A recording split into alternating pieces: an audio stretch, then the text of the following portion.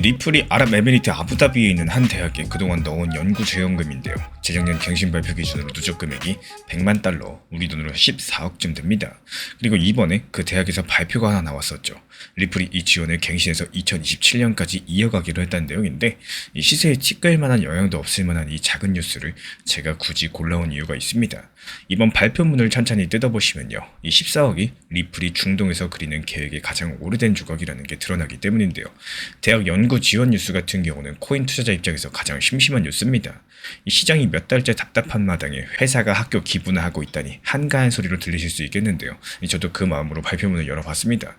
근데 읽다 보니까 이상한 대목들이 두 군데가 있었습니다. 그래서 오늘 이야기는 이 물음표 두 가지가 전부입니다. 첫 번째 물음표는 연구 주제입니다. 코인 회사가 되고 있는 연구비인데 발표문에 적힌 주제가 코인 시세도 차트도 아니에요. 시장의 효율을 높이는 방법, 무역의 장벽을 낮추는 방법, 소외된 사람들까지 다 끌어안을 수 있는 경제 성장, 코인업계 언어가 아니라 경제학, 그 중에서도 가난한 나라의 성장을 연구하는 개발 경제학이라는 분야의 언어입니다. 그리고 두 번째 물음표는 돈의 행선지예요. 분명히 아부다비의 대학을 지원하는 건데 발표문이 다음 단계로 콕 집은 사업은 서아프리카 가나의 농촌에서 돌아가는 어플입니다.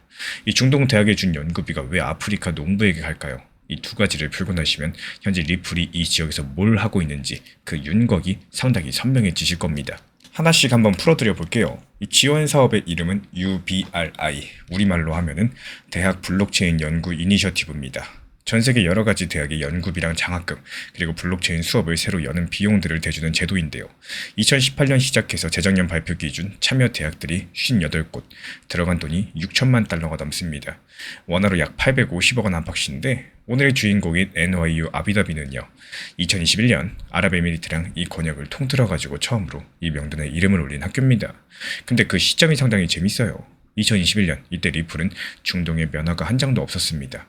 이 지역에 고객도 없었습니다.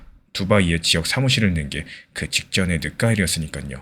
말씀드리자면 갓 이사 온 처지였었죠. 그런 회사가 이 지역에서 가장 먼저 손을 잡은 상대가 은행도 거래소도 아닌 대학이었고, 캠퍼스 안에 전용 연구 공간을 차리고 학생 창업 지원 프로그램과도 연결을 해뒀습니다. 여기까지가 배경이고요. 이제 두 번째 물음표였던 가나로 가보겠습니다. 이번 발표가 다음 단계로 주목한 사업의 이름은 볼타 이니셔티브인데요. 니아코 교수랑 카라판자 교수 두 사람이 이끌고 있는 프로젝트인데 연구의 정식 이름이 상당히 재밌습니다. 우리말로 옮기면 덤불 속의 공동체 화폐쯤 되고요. 시험 운영 장소는 가나의 쿠마우라라는 농촌입니다. 그리고 그 대상은 소규모 농가, 그러니까 가족 몇이 작은 밭을 붙이면서 먹고 사는 집들이요. 이런 농가의 가장 큰 문제는 농사 미천입니다.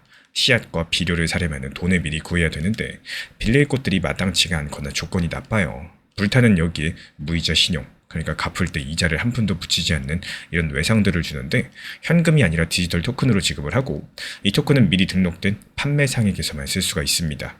이 농부가 쓰는 앱과 상인이 쓰는 앱이 따로 있기 때문에 누가 언제 무엇과 바꿨는지 기록이 그대로 남고요. 거래가 투명해지면서 중간에서 새는 비용들이 줄어드는 구조라는 거죠. 그럼 여기서 왜 하필 농가일까요? 통계 한 가지만 말씀드리겠습니다. 아프리카 대륙 흑빈층의 4가지 중에 3이 바로 이런 소규모 농가고, 이 대륙 농산물의 대부분이 이들 손에서 나옵니다. 그러니까 발표문에 무역 장벽이네, 시장 효율이네 이런 말들, 이런 마을 단위 거리를 블록체인으로 고쳐보겠다는 뜻이었던 겁니다. 그리고 이 프로젝트 학교 안에만 머문 게 아니에요. 리플이 열고 있는 개발자 행사에서 발표됐고요. UBRI가 주는 임팩트상을 받았고요. 가나 재무부 공무원들 앞에서 정책 세미나까지 했습니다. 이번 갱신 발표에는 이 앱을 더 넓은 지역으로 확장하는 것과 함께 정책 담당자랑 업계, 학자가 함께 모이는 토론 행사 개최, 그리고 XRP 장부를 기반으로 연구랑 교육들이 다음 일로 적혀 있어요. 물음표는 두 개는 이렇게 풀렸습니다. 근데 사실 제일 중요한 질문이 하나 남아있죠. 리플은 왜 이런데 그것도 몇 년짜리로 돈을 쓰고 있는 걸까요?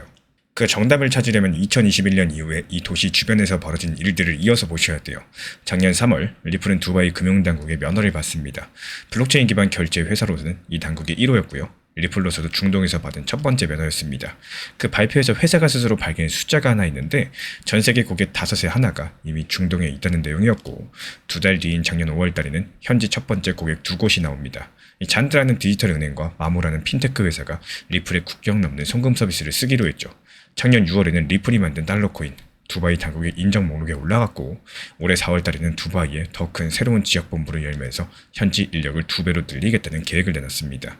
이 대학과의 계약들은 이 모든 일보다 앞서 있었고요. 이번 주에 2027년까지도 다시 늘어난 것도 바로 그 가장 오래된 계약이죠. 그리고 이 대학은 연구비만 받는 곳이 아니라 XRP 장부의 검증인 컴퓨터를 직접 운영하고 있습니다. 검증인이 뭐냐? XRP 장부는 전 세계에 흩어진 여러 컴퓨터가 똑같은 거래 기록을 각자 적어 나가면서 이 새로 올라오는 기록들이 규칙에 맞는지 서로 확인하는 방식으로 돌아갑니다. 그 컴퓨터를 맡아서 돌리는 주체가 검증인이고 이 대학이 그 중에 하나라는 건데, 그러니까 돈을 받는 쪽이 동시에 그 돈을 준 회사가 만든 장부의 운영자 명단에도 이름이 올라있는 셈인 거죠. 이렇게 놓고 보시면요, 이번 연장은 단순한 학교 후원의 연장이 아니라 이 지역에서 XRP 장부를 함께 돌리고 또 가르치는 거점 하나가 2027년까지 유지된다는 발표이기도 합니다. 그래서 저는 이 뉴스의 알맹이가 돈의 크기가 아니라 돈의 성격에 있다고 봐요. 대학에 넣는 돈은 회수가 가장 느린 돈입니다. 학생이 배우고 연구가 쌓이고 그 사람들이 업계로 나가기까지 몇 년씩 걸리니까요. 이 떠날 생각이 있는 회사는 이런 돈들부터 끊습니다. 반대로 이런 돈을 2027년까지 연장을 한다는 것은 적어도 그때까지 이 지역에서 계속 일하겠다는 계획을 문서로 적어둔 것과도 같습니다. XRP를 들고 계신 분들 입장에서 정리하면 이래요. 이 뉴스 자체에는 시세랑 아무 상관이 없어요. 그건 분명히 해두겠습니다. 다만 자기 장부를 만든 회사가 어느 지역에 몇 년짜리 약속을 쌓아가는지, 그 회사가 앞으로 어디서 오래 일할 생각인지 여기에 대해서 보여주는 기록이고, 이미 고객 5에 하나가 있는 중동에 그 기록이 한 장 더 늘었습니다. 볼타도 마찬가지죠. 마을 단위 사업이라서 이 어플이 XRP 값을 움직일 일은 없겠지만요. 대신에 코인 장부가 투기 말고 뭘 할 수 있느냐, 이런 오래된 질문에 대해서 농부가 이자 없이 미천을 얻는 실제 사례 하나가 답으로 쌓이는 중이라는 거. 그리고 이 지역에서 그 장부를 배우고 다루는 사람들이 대학에서 해마다 나오는 구조가 2027년까지 이어진다는 거. 제가 일궈낸 알맹이는 이 3가지입니다. 그리고 저는 이번 연장에 대해서 리플의 중동 사업이 자리를 얻는 단계에서 자리를 넓히는 단계로 넘어갔다, 이런 신호를 읽고 있는데요. 그래서 2027년까지 이 지역에서 신규 고객이나 제휴, 그리고 대학 연구가 실제 서비스로 이어지는 소식이 계속 나올 가능성이 높다라고 보고 있어요. 그 근거는 총 3가지인데요. 먼저 올해 4월달 새 본부랑 인력 2배 계획입니다. 사업을 줄일 회사는 절대 하지 않는 지출들이죠. 두 번째로 고객 5에 하나가 이미 이 지역에 있습니다. 처음 들어가보는 시장이 아니에요. 이미 매출이 나오는 주력 시장이란 뜻입니다. 마지막으로 방금 말씀드린 대로 회수가 가장 느린 대학 투자를 무려 2027년까지 연장을 했습니다.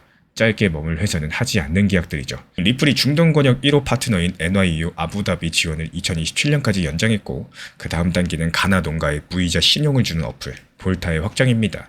이 대학은 리플이 이 지역에서 가장 먼저 맺은 계약 상대이자 XRP 장부의 검증 컴퓨터를 직접 돌리는 곳이고요. 면허랑 고객과 새 본부는 전부 그 뒤에 왔습니다. 시세를 움직이는 뉴스는 아니겠지만 이 회사가 어디에 몇 년짜리 약속을 썼는지 보여주는 문서가 한 장 들었다는 거고, 그렇다면 마지막으로 질문 하나 드리겠습니다. 우리 구독자분들 눈에 리플의 대학 투자는 회사 이미지를 위한 착한 일로 보이시나요? 아니면 오랜 시간 머물 곳에 미리 돈을 넣어두는 가장 값싼 준비로 보이시나요? 댓글로 자유롭게 생각들 들려주시고, 저는 볼타가 다음 지역으로 넓어졌다는 소식이 나오는 날 그 지역 이름을 들고 다시 찾아뵙도록 하겠습니다. 30.6%, 오늘은 이 숫자 하나가 우연인지 아니면 규칙인지를 가려보는 시간입니다. 이 숫자는 XRP가 한 해의 1분기, 2분기를 연달아 마이너스로 맞췄을 때 그 다음 3분기에 만들어낸 평균 상승률이 30.6%인데요. 그런 해가 지금까지 딱 3번 있었고, 지난 2014년, 2018년, 그리고 2022년, 여기서 뭔가 눈에 들어오시죠? 간격이 정확히 4년 주기입니다. 그럼 다음 차례는 언제일까요? 네, 올해 2026년입니다. 근데 이번 이야기를 제대로 드리려면은 먼저 올해 XRP가 어떤 상태인지부터 정직하게 확인하고 가셔야 되겠죠. 올해 1분기 XRP는 27% 폭락했고요. 1월달에 10%, 2월달에 16%, 3월에 2%, 1월부터 3월까지 내리밀렸습니다. 분기 낙폭 기준으로 2018년 이후에 가장 큰 낙폭이었었고 2분기도 버티지 못했습니다. 4월달에 2.04% 잠깐 상승하나 싶더니 5월달에 2.65% 내려갔고 6월달에는 무려 22%가 한꺼번에 빠지면서 2분기 전체로는 22.4% 폭락했습니다. 이렇게 두 분기를 연달아 마이너스로 마친 건요, 지난 2022년 이후에 처음 있는 일입니다. 이 상반기만 단순하게 합쳐봐도 연초에 대략 43%가 사라진 셈인데요. 그리고 지금 이 3분기입니다. 7월달에 2.16% 상승했고 8월 들어서 2.23% 내려가지고 3분기 누적은 마이너스 0.1%, 사실상 제자리를 걷고 있는 상황인데, 근데 여기에 기록 한 가지가 걸려 있어요. 만약에 3분기까지도 마이너스로 끝난다? XRP는 상장 이후 처음으로 무려 3분기 연속 손실이라는 역사적인 기록을 쓰게 되는 겁니다. 이 처음이라는 말을 뒤집으면요, 지금까지는 단 한 번도 3분기 연속으로 무너진 적이 없다는 뜻이기도 해요. 그럼 과거에는 대체 어떻게 됐길래 한 번도 없었을까요? 바로 그 지점을 짚은 보도가 이번 주 초에 나왔습니다. 해외 크립토 전문 매체 더 크립토 베이직이 지난 10일에 정리한 내용인데요. 상반기 두 분기 연속 하락이라는 오늘 XRP랑 똑같은 처지에 놓였던 세 번의 과거를 하나씩 열어봤었는데, 가장 최근 2022년 1분기에 2.14% 내렸고 2분기에 59% 폭락했습니다. 근데 그해 3분기에 44% 급등하면서 되살아났습니다. 2018년은 더 험했어요. 1분기에만 77%가 무너졌고요. 2분기에는 9% 더 내렸습니다. 3분기에 24%가 상승했습니다. 2014년도 마찬가지예요. 1분기 67.9%, 2분기 57% 하락한 뒤에 3분기에 22%가 반등했습니다. 이 세 번 모두 예외 없이 3분기에 일어섰다라는 건데, 그 세 번의 평균 상승률이 아까 그 숫자 30.6%입니다. 이 기사 완산 기준으로 봤을 때 올해 이 평균이 그대로 재현된다면요, 3분기 말 XRP는 1,900원을 돌파하게 될 겁니다. 지금 1,400원 라인이죠. 지금 시세 대비했을 때 대략 500원 정도 상승하는 자리인데요. 그래서 여기까지만 들어보시면요, 과거에 그랬으니 이번에도 오른다, 이런 흔한 통계 이야기로 들으실 수 있겠는데, 근데 오늘 진짜 드리고 싶은 이야기는 지금부터입니다. 왜 하필 그 세 해였을까요? 2014년, 2018년, 2022년 이 해들을 나란히 놓고 보시면 공통점이 두 가지가 나와요. 먼저 하나는 공교롭게도 세 해 모두 미국 중간 선거가 있던 해라는 거. 올해도 마찬가지죠. 이쪽 이야기는 예전에 한번 전해드렸으니까 오늘 파고들 쪽은 두 번째 공통점입니다. 바로 비트코인의 반감기와의 간격인데요. 이 반감기라는 것은 비트코인이 새로 만들어져서 나오는 수량에 대해서 4년마다 절반으로 줄이도록 처음부터 정해둔 일정들을 뜻합니다. 그 반감기가 2012년, 2016년, 2020년, 그리고 2024년에 있었습니다. 그러니까 2014년, 2018년, 2022년은요. 전부 반감기에서 두 해 뒤의 해입니다. 그리고 지난 시세 기록들을 보면 이 해들은 비트코인이 한 해 만에 대략 58%, 73%, 64%씩 폭락했던 코인 시장 전체가 가장 크게 식었었던 해들이기도 합니다. 올해 2026년은 2024년 반감기에서 두 해 뒤 정확히 같은 자리에 서 있는 상황이죠. 근데 그 반등의 속을 한 겸 더 뜯어보면 훨씬 더 구체적인 공통점이 더 나오는데요. 지나간 기록들을 다시 열어보시면은 2018년 3분기 XRP는 7월과 8월에 오히려 더 하락했습니다. 그러다가 9월 하순 들어가지고 리플의 해외 송금 서비스가 시작된다, 이런 기대감이 번지면서 며칠 만에 가격이 크게 뛰었었고, 그 며칠이 분기 전체를 플러스 24%로 바꿔놨습니다. 2022년도 비슷했었죠.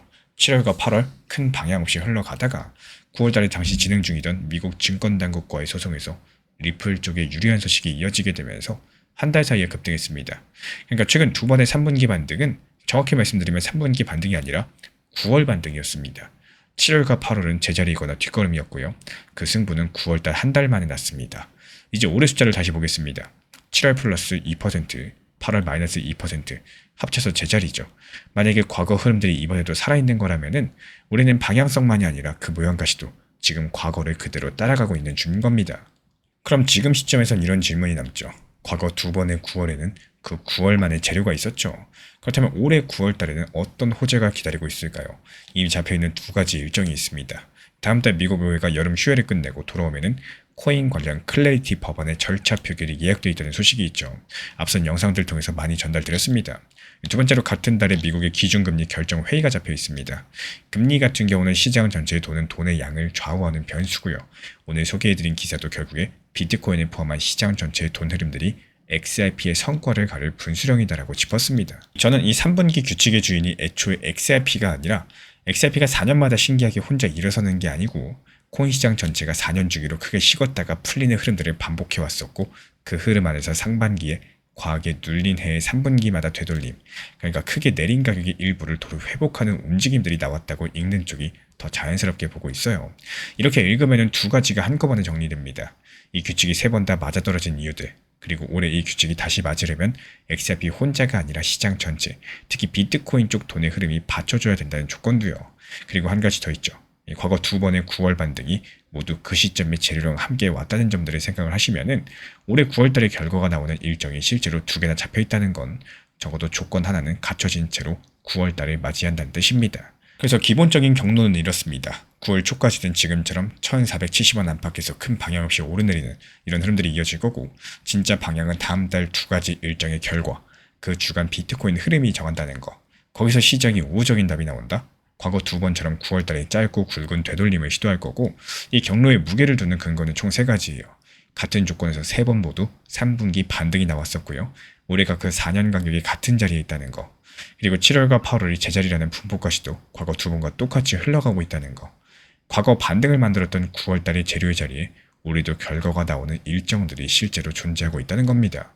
결국에 XRP가 상반기 2분기를 연달아 내리고 맞은 3분기는요. 지금까지 총 3번이 있었고 3번 모두 반등했으며 평균 상승률은 30.6%였습니다. 그 세 가지 해는 정확히 4년 간격, 코인 시장 전체가 식는 해랑 겹쳤고 반등은 사실상 9월 한 달에 몰려 있었습니다. 우리도 7월과 8월은 제자리, 이제 남은 것들은 일정 2개가 기다리는 9월이죠. 그래서 마지막 질문을 남기자면요. 이번 9월 달은 이 규칙은 4번째로 이어지게 될지 아니면 처음으로 멈출지 이 댓글로 우리 구독자분들의 생각을 상승일지 하락일지 자유롭게 남겨주시고요. 저는 다가오는 9월 30일 이 분기 마감 숫자가 확정되는 날에 그 숫자를 들고 다시 찾아뵙도록 하겠습니다. 혹시 이런 버릇이 있으신가요? 이 뉴스에 애너라는 단어가 크게 뜨면 나도 모르게 코인 시세 창부터 열어보는 버릇들. 사실 그 버릇은 이유가 있습니다. 애너가 급하게 움직일 때마다 코인 시장이 크게 흔들렸던 기억이 남아있으니까요. 그래서 많은 분들께서 지금도 애너 소식은 곧 코인 악재다 이렇게 알고 계시는데 근데 오늘은 이 오래된 공식을 정면으로 뒤집는 주장을 가져왔습니다. 지금 미국과 일본이 벌이고 있는 애너화 구하기 작전이 코인을 떨어뜨리고 있는 게 아니라 오히려 크게 밀어 올릴 수 있다는 전망인데요. 그것도 코인 업계에서 가장 유명한 축에 되는 인물의 입에서 나왔습니다. 누가 무슨 근거로 이런 말을 했는지 그리고 어디까지가 확인된 사실이고 어디부터가 전망인 건지 오늘 처음부터 끝까지 구분해서 풀어드려 보도록 하겠습니다. 이 주인공은 아서 헤이즈라는 사람이에요. 비트맥스라는 코인 파생상품 거래소를 함께 세웠던 인물이고요. 지금은 자기 투자회사를 운영하면서 각 국가의 돈 정책, 코인 값을 연결해 읽는 글들을 자주 쓰는 걸로 유명합니다. 이 사람이 이번 주 초 우리말로 하면은 애너와 지진쯤 되는 제목의 글을 올렸는데요. 여기서 결론은요. 더 많이 찍을수록 비트코인은 더 상승한다는 겁니다. 근데 이 전망이 어떤 재료들 위에 서 있는지를 뜯어보시면 이야기가 상당히 달라지는데요. 하나씩 한번 볼게요. 먼저 배경입니다. 애너는 오랫동안 약세였었죠. 그러다가 지난달 말 미국과 일본이 함께 시장에 들어가서 애너를 사들이는 아주 보기 드문 공동 개입까지도 단행을 했습니다. 근데 개입 직후에 잠깐 힘을 받았던 애너가 최근에 다시 1달러에 150엔대 후반까지 되밀렸다는 시세가 확인되고 한 번 사주는 걸로 끝나는 문제가 아니라 계속 지켜낼 방법이 필요한 상황이란 뜻입니다. 이 헤이즈의 글은 바로 이 지점에서 출발을 하는데요. 그럼 애너를 계속해서 강력하게 만들 방법이 과연 뭐가 있을까요? 그럼 헤이즈는 방법이 3가지라고 정리했어요. 첫 번째로 일본은행이 금리를 공격적으로 올리는 겁니다. 금리를 올리면 그 나라 돈의 매력이 커져서 값이 오르는 경향성이 있으니까요. 근데 일본은 지금 나라 빚이 워낙에 많고요. 또 경기도 부담스럽기 때문에 여기서 금리를 강력하게 올리면 그 비용을 일본 경제가 고스란히 부담하게 되는 겁니다. 헤이즈도 이 방법은 일본 안의 사정 때문에 세게 가기 어렵다라고 봤고요. 그러니까 첫 번째 방법 같은 경우는 일본이 부담을 줍니다. 그리고 두 번째는 일본의 큰 기관들이 해외에 투자해서 둔 돈을 팔고 또 일본 자산을 사는 건데요. 대표적으로 GIF라고 일본 국민의 노후연금 자금을 대신 굴리는 국가기관이 있죠. 전 세계에서 가장 큰 연금 운영기관으로서 불리는 곳인데 이런 기관이 해외 주식과 미 국채를 팔아가지고 그 돈으로 일본 자산을 사면요. 엔화는 당연히 강력해질 거고 이번에 그 돈이 빠져나오는 자리가 문제입니다. 바로 미국 시장인데요. 특히나 미국 국채가 시장에 한꺼번에 쏟아진다? 그렇다면 미국 정부가 돈을 빌리는 비용이 뛰어오릅니다. 그러니까 두 번째 방법은 미국이 큰 부담을 지게 될 거예요. 그래서 세 번째 방법이 나옵니다. 첫 번째는 일본이, 두 번째는 미국이 부담을 지는데 이 세 번째는 겉보기에는 어느 쪽도 부담이 없어 보이는 방법인데요. 일본 재무성이 가진 미 국채를 파는 대신 미 중앙은행 연준 담보로서 맡기고 달러를 빌리는 거예요. 이 담보라는 거는 돈을 빌릴 때 갚지 못하면 대신 가져가라고 맡겨두는 재산을 뜻하죠. 그렇게 빌린 달러를 외환시장에서 팔고 그 돈으로 엔화를 사들이는 겁니다. 이때 쓰는 통로가 바로 피마 레포라고 불리는 제도인데 이 코로나 시기에 미국 중앙은행 연준이 만든 제도고 뉴욕의 연방준비은행에서 미국 국채를 맡겨둔 외국 정부 중앙은행이 그 국채를 담보로 잡히고 최장 일주일짜리 달러를 빌려갈 수 있게 해주는 겁니다. 말 그대로 파는 게 아니에요. 맡기고 빌리는 겁니다. 그러면 일본이 맡길 수 있는 게 얼마나 되느냐? 일본 정부가 가진 미 국채가 우리 돈으로 1600조입니다. 엄청난 돈이죠. 외국 정부로는 전 세계에서 가장 많이 들고 있는데 여기에 아까 그 연기금 기관이 가진 몫을 320조 원쯤 더하면요. 헤이즈 계산으로 봤을 때 담보로 쓸 수 있는 돈이 1900조 원 남짓입니다. 근데 여기에 조건이 붙어요. 이 창구에는 한도가 있어요. 한 나라가 빌릴 수 있는 돈이 85조 원 남짓으로 정해져 있기 때문에 담보는 1900조인데 빌릴 수 있는 건 85조. 그래서 헤이즈는 이 한도가 올라간다거나 아예 없어지는 것이 그 다음 수순이라고 봤습니다. 그렇게만 된다면 일본은 미 국채를 단 한 장도 팔지 않으면서 사실상 계속해서 엔화를 사들일 수 있게 되겠죠. 그래서 이 방법을 보면서 저도 정말 기발하다라고 생각을 했어요. 정말 똑똑하신 분들이 많은 고민 끝에 효율적인 방법을 냈구나 이렇게 생각했습니다. 근데 또 다른 각도에서 보면 의문이 하나 남죠. 이건 환율 이야기인데 코인이랑 무슨 상관이냐. 헤이지의 논리는요. 이 창구에서 일본에 나가는 달러는 미국 중앙은행이 내주는 돈입니다. 즉 이 방식이 커질수록 세상 금융시장에 실제로 돌아다니는 달러의 총량, 이걸 달러 유동성이라고 부르는데요. 이게 늘어난다는 겁니다. 그리고 늘어난 달러는 외환시장 안에만 머물지 않고 주식시장, 코인시장 같은 자산시장 전반으로 옮겨가는 경향이 있다는 게 아서 헤이지의 주장이에요. 그 목록의 맨 앞에서 비트코인을 놓았고요. 아까 말씀드린 이 결론 문장, 더 많이 찍을수록 비트코인은 더 오른다. 이 말 자체가 바로 이 계산에서 나오게 된 겁니다. 첫째도 둘째도 부담 때문에 피하고 나면은 남는 거는 달러를 새로 내주는 셋째뿐인데 그 부담은 사라진 게 아니라 눈에 보이는 자리에서 눈에 안 보이는 자리로 옮겨갔을 뿐이라는 거죠. 그 안 보이는 자리가 바로 시장에 도는 달러의 수량입니다. 근데 오늘 제가 가장 힘줘서 말씀드리고 싶은 대목은 따로 있어요. 보통 전망글 같은 경우는 앞으로 벌어질 일들을 적죠. 근데 이 글에 나오는 장면들 가운데 앞에 두 장면은 글이 올라오기도 전에 이미 벌어져 있던 일들입니다. 먼저 첫 번째 장면. 지난달 말 그 공동 개입에서 이 창구가 실제로 가동됐고 미국의 재무장관이 직접 밝힌 내용입니다. 일본 재무성도 앞으로 이 창구를 활용할 계획이더라고 공식 발표를 남겼는데요. 그리고 두 번째 장면, 이 개입 이틀 뒤 일요일 스콧 베센트 미국 재무장관이 공개 글을 올렸죠. 이 창구는 중요한 안전판이고 앞으로 몇 달 안에 규모가 커지도록 해야 된다는 내용이었습니다. 한도를 키워달라고 미국 재무부의 수장이 미국 중앙은행을 향해서 공개적으로 요청을 한 거고, 그러니까 헤이지의 글은 순수한 예측이라기보다는 이미 움직이기 시작한 것들에 대한 해설에 가깝습니다. 그럼 남은 건 딱 한 가지. 85조 원이라는 그 한도 숫자를 누가 언제 실제로 바꾸느냐, 그리고 그 결정 권한은 미국의 연준, 그러니까 미국 중앙은행에 있죠. 그래서 제가 보는 관점은 엔화 방어는 앞으로도 국채를 팔지 않고 맡기는 셋째 방법을 중심으로 이어지고 한도를 손보던 논의가 실제 의제로 올라옵니다. 그리고 이런 과정에서 엔화가 코인을 무너뜨린다는 몇 년 묵은 걱정은 시장에서 재료로서의 힘을 잃어갑니다. 그 근거는 세 가지인데요. 먼저 지난달 말 이때 작전에서 이 창구가 이미 실제로 가동이 됐고 일본의 재무성이 계속 쓰겠다는 계획까지 공식화했습니다. 두 번째로 나머지 두 가지 방법은 각각 일본과 미국의 비용이 너무 커서 양쪽 당국이 피할 이유가 뚜렷합니다. 세 번째로 미국의 재무장관이 한도 확대를 공개적으로 요청을 하면서 이 방향성 자체가 기록으로 남았습니다. 그래서 결국에 미국과 일본이 엔화를 끌어올리는 작전에 들어갔고 그 중심에는 미 국채를 팔지 않고 담보로 맡겨서 달러를 빌리는 연준의 창구가 이미 가동되기 시작을 했습니다. 아서 헤이지는 이 창구가 커질수록 시장에 도는 달러가 늘어나서 비트코인을 비롯한 코인 전반에 강력한 상승 재료가 된다. 이렇게 전망을 했지만요. 한도를 바꿀 만한 권한은 아직 아무 약속도 하지 않은 연준에 있습니다. 이 XRP 입장에서 봤을 때 오늘 소식은 지금 당장의 가격 이야기가 아니라요. 몇 년 동안 시장 전체를 눌러왔던 엔화 걱정의 방향이 바뀔 수 있다는 환경의 이야기입니다. 그래서 오늘의 질문은 이거예요. 만약에 그 한도가 정말로 커져서 달러가 늘어나게 된다면 그 돈은 코인까지 올까요? 아니면 오기 전에 다른 곳에서 멈출까요? 댓글로 우리 구독자분들 생각 들려주시고 저는 85조 원이라는 그 한도 숫자가 실제로 바뀌는 날 연준의 발표문을 들고 다시 찾아뵙도록 하겠습니다. 요즘에 시장 자체가 정말 안 좋고 또 답답하다 이렇게 느끼는 분들 많으실 거라고 생각을 해요. 실제로 리플이 너무 답답하다 보니까 리플 XRP가 언제 상승할지, 반등 언제 줄지, 또 상승 시작하면 얼마까지 상승할지 여기에 대해서 문의를 주시는 분들이 많이 늘어나셨습니다. 그래서 제가 운영하고 안내드리는 정보방에서 어떤 역할을 해드리는지 여기에 대해서 간단하게 한번 말씀드려볼까 해요. 먼저 항상 말씀드리지만 업비트 그리고 빗썸, 현물 매매만으로 안전하게 운영을 하시면서 그렇게 운영하셔도 충분히 좋은 시장입니다. 이 첫 번째로 가장 관심 있어 하실 게 바로 리플 전용방인데요. 기본적으로 리플 전용방에서는 이 리플 코인에 대한 단기 고점과 저점, 중요한 내용들, 리플에 대한 핵심 내용, 그리고 각각 상황에 맞는 대응 전략들에 대해서 안내를 도움드리고 있습니다. 예전과 다르게 요즘 시장 같은 경우는 무조건 보유만 한다? 그런다고 해서 정답이 나오는 시장이 아니죠. 말 그대로 더 상승할 것 같을 때 현실적인 대응을 만들어 나가시는 게 중요한 시장이고 적당히 팔아서 내 것으로 만들고 또 다시 하락했을 때 재매수할 수 있는 효율적인 대응을 해야 되는 시장입니다. 이번 단기 고점에 대한 목표 타점뿐만이 아니라요. 이 시장이 안 좋다는 건 그만큼 리플의 가격도 내려왔고 또 반대로 평균 단가를 낮출 수도 혹은 단기 저점에 분할 매수할 수도 있는 이런 기회의 장세랑 같다는 뜻이기 때문에 리플 XRP에 대해서 핵심 단기 저점에 대한 중요 내용도 같이 안내드리고 있습니다. 그리고 두 번째로 요즘 시장의 핵심이라고 할 수 있는 단기 종합방입니다. 시장이 안 좋은 것도 맞겠지만요.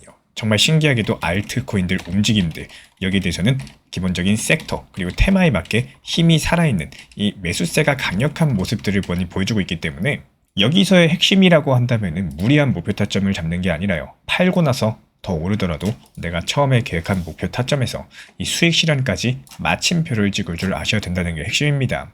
제가 안내드리는 단기 종합방에서도 매수와 동시에 목표가를 걸어 놓고요. 그리고 이에 따른 몰빵이 아니라 비중 조절 매수 타점에 대해서 안내드리고 있는 이유.